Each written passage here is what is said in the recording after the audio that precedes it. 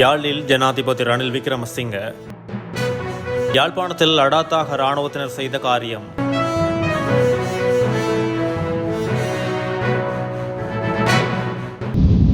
வடக்கிற்கு 3 நாள் விஜயம் செய்யும் ஜனாதிபதி ரணில் விக்ரமசிங்க பல்வேறு நிகழ்வுகளில் கலந்து கொள்வதற்காக இன்று யாழ்ப்பாணத்தை வந்தடைந்துள்ளார். யாழ்ப்பாணம் மத்திய கல்லூரி மைதானத்தில் விசேட உலங்கு வானூர்தியில் வந்திறங்கிய ஜனாதிபதியை கடற்தொழில் அமைச்சர் டக்ளஸ் தேவானந்தா, முன்னாள் ராஜாங்க அமைச்சர் விஜயகலா மகேஸ்வரன் உள்ளிட்ட குழுவினர் வரவேற்றனர். யாழ்ப்பாணம், முல்லைத்தீவு, கிளிநொச்சி மற்றும் வவுனியா மாவட்டங்களில் தேசிய வேலை திட்டத்தின் கீழ் காணி உரிமங்களை வழங்கி வைக்க உள்ளார். அத்தோடு வடக்கில் இளைஞர்களுடன் ஜனாதிபதி விசேட சந்திப்பொன்றிலும் கலந்து கொள்ள உள்ளதோடு 10 முக்கிய நிகழ்வுகளில் ஜனாதிபதி பங்கேற்க உள்ளதாக தெரிவிக்கப்படுகிறது. மேலும் வடக்கில் முன்னெடுக்கப்படும் அபிவிருத்தி திட்டங்கள் தொடர்பிலும் ஜனாதிபதியின் இந்த விஜயத்தின் போது விசேட அவதானம் செலுத்தப்பட உள்ளமை குறிப்பிடத்தக்கது.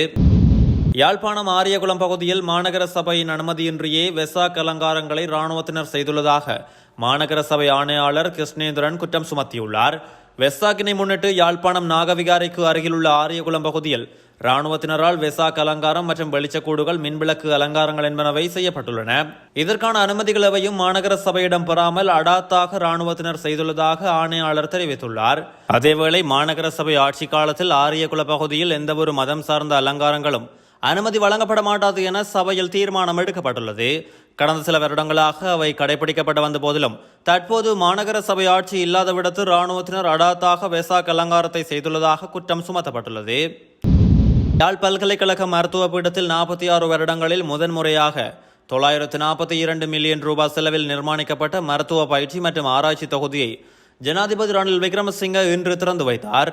வடக்கு மாகாணத்திற்கான 3 நாள் விஜயத்திற்காக ஜனாதிபதி ரணில் விக்ரமசிங்க யாழ்ப்பாணத்தை வந்தடைந்தார்.